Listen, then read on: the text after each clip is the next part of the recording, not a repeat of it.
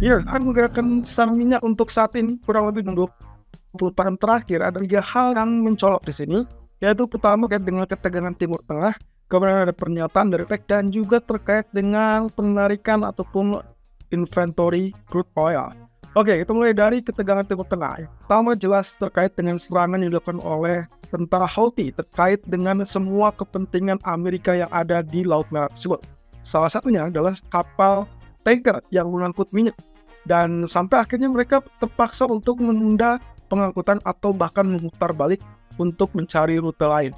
Nah, hal ini tentunya memancing atau memicu kemarahan Amerika yang akhirnya mengancam balik kepada tentara Houthi untuk menghentikan serangan. Karena kalau tidak, mereka berpotensi untuk melakukan serangan balik dan akhirnya aksi serangan militer tidak akan terhindarkan di laut.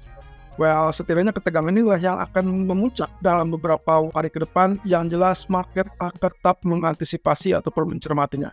Nah, terus kemudian kedua adalah serangan bom di Iran. Ya, walaupun tidak diketahui alasan ataupun apa yang terjadi di Iran tersebut, tapi ada kekhawatiran dari pelaku pasar bahwa hal ini terkait dengan aksi teror yang kemungkinan mengancam di sisi Iran dan akhirnya memicu pada geopolitik. Ya, walaupun seperti itu, ya tetap waspada karena itulah yang kemungkinan sempat terjadi dan juga membuat rebound di pasar minyak. Nah, kemudian kedua terkait dengan pernyataan OPEC. Kali ini OPEC muncul dengan pernyataan yang kembali mempertegas tentang solidnya grup ataupun kelompok dari minyak tersebut. Ini dinyatakan atau dikatakan setelah keluarnya Angola sebelum ataupun di menjelang akhir tahun kemarin.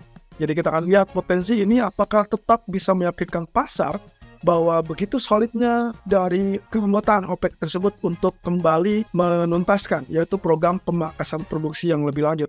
Tentunya mereka juga melakukan pengawasan terhadap harga yang relatif lebih rendah, apalagi kemarin kita sudah sempat lihat kembali turun ke level 68, lalu kemudian juga bangkit kembali ke 75 tapi tidak tertahankan dan akhirnya level 69 terakhir lalu kemudian rebound. Tapi ini pun mengingatkan saya terkait dengan planning apapun yang kita sudah bahas dalam 1 minggu terakhir. Terutama kemarin, mengatakan bahwa pasar minyak seharusnya 9 ataupun 70-an adalah level yang paling memungkinkan untuk terjadinya rebound dan itu dikaitkan dengan secara teknikal adalah wave C yang kemungkinan akan rebound di sisi tersebut. Nah, alhasil dengan kenaikan tersebut sebetulnya sesuai dengan teknikal juga dan mendukung pola kenaikan. Tapi apakah kenaikan akan lebih lanjut atau tidak, itu yang menjadi masalah. Nah, kemudian yang ketiga terkait dengan inventory yang dilakukan oleh survei swasta yang menunjukkan ternyata ada penarikan besar-besaran. Ini kaitannya dengan supply yang berkurang, di sisi lain dengan patokan yang terjadi dengan tegangan geopolitik. Dan walaupun kita sempat dapat gangguan kemarin terkait dengan data ISM ataupun dengan data PMI manufacturer. Tapi ketiga ini membuat saya cukup yakin bahwa crude oil sudah mulai bertahap mulai mengalami kenaikan. Tapi bahwa faktor geopolitik itu adalah hal yang paling terakhir untuk menjadi pertimbangan. Dan kita sampai saat ini belum melihat aksi safe haven atau kekhawatiran terhadap geopolitik ini yang luas sehingga memicu permintaan kepada safe haven.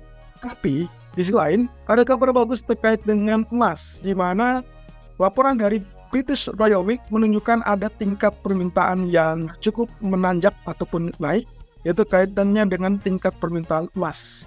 Dan hal ini dikaitkan dengan rekor permintaan di tahun 2023 kemarin sebagai bentuk antisipasi terhadap potensi pemangkasan suku di tahun 2024. Jadi sebetulnya teman-teman, apapun yang terjadi di bank sentral itu akan memicu terkait dengan permintaannya. Dan inilah yang membuat kenapa emas agak sulit untuk mengalami penurunan terlalu dalam. Tapi di sisi lain juga kita masih tetap ambigu. Apakah Fed akan melakukan pemangkasan segera atau tetap di Mei ataupun Juni.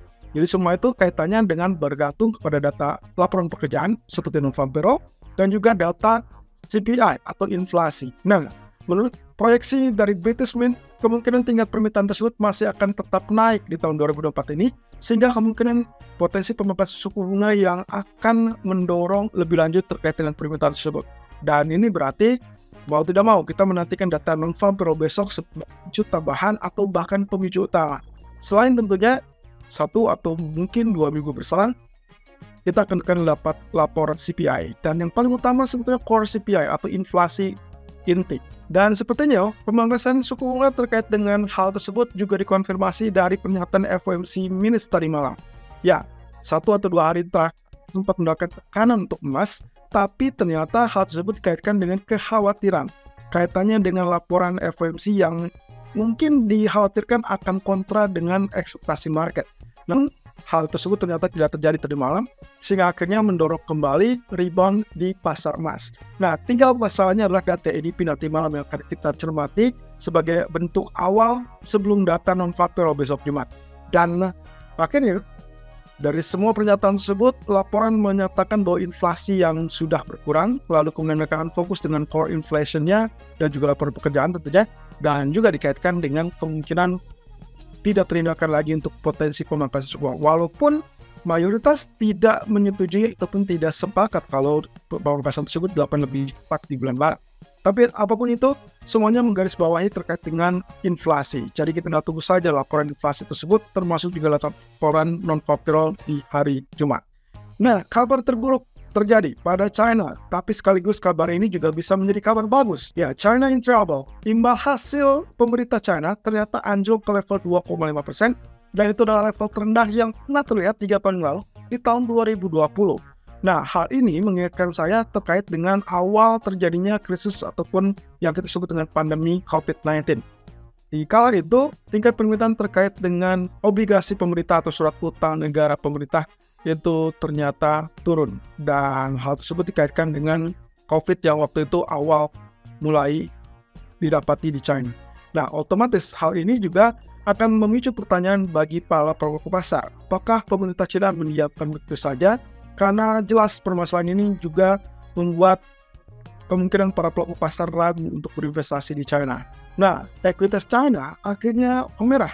Dan kita bisa lihat di pasar Hong Kong, yaitu terkait dengan Hang Seng yang ternyata mengalami penurunan ke level 16.500.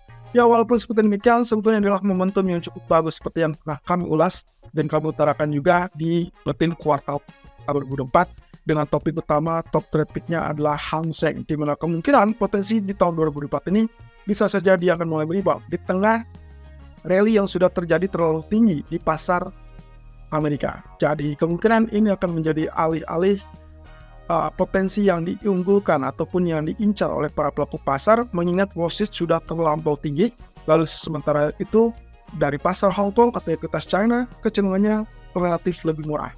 Jadi apalagi yang harus ditunggu? Nah, kaitannya dengan efek stimulusnya adalah apa yang dikhawatirkan oleh pelaku pasar ataupun yang kita anggap sebagai mengkhawatirkan di sisi negatif. Tentunya ini akan mengundang ekspektasi terkait dengan stimulus yang jauh lebih besar. Dan itu pernah disampaikan minggu oleh pemerintah China sendiri. Dan juga PBOC yang sudah kembali menggelontorkan rencana untuk memicu pertumbuhan ekonomi. Dan hal ini salah satunya ditandai dengan dukungan ekonomi terkait dengan pembiayaan rumah tangga. Ya, mungkin saja ini akan menjadi pemicu yang lebih jelas lagi. Apalagi mereka butuh kepastian, mereka butuh juga untuk dorongan ekonomi kembali tumbuh.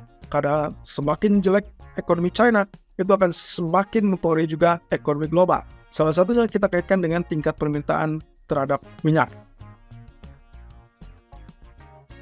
Nah, untuk ekonomi kalian hari ini kita akan berfokus dengan data service PMI dari Jerman dan juga Inggris dan juga zona Eropa. Tentunya data yang relatif lebih rendah itu akan membuat mata uang tersebut akan terkoreksi turun atau kita sebut dengan melemah.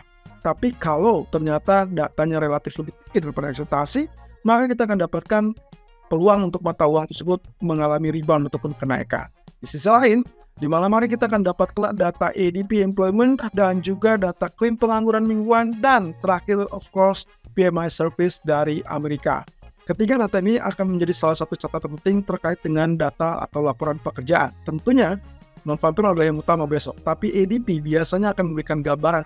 Walaupun lagi-lagi saya tegaskan tidak ditemukan korelasi positif, tidak ditemukan bukti bahwa keduanya selalu beriringan atau sama. Jadi, hati-hati teman-teman, walaupun nantinya data ADP-nya lebih lemah, belum tentu NFP besok akan lebih lemah juga atau sama-sama lemah. Atau sebaliknya, belum tentu ADP yang menguat untuk malam ini, ternyata NFP pun akan menguat. Tapi tidak apa-apa, yang penting adalah kita akan mendapatkan gambaran setelah job openings kemarin atau tadi malam, rilis dengan angka yang lebih rendah. Jadi kita akan lihat apakah ADP kali ini pun akan lebih rendah atau tidak. Ekspektasinya adalah 115.000, itu berarti ada peningkatan dari 103.000 bulan sebelumnya.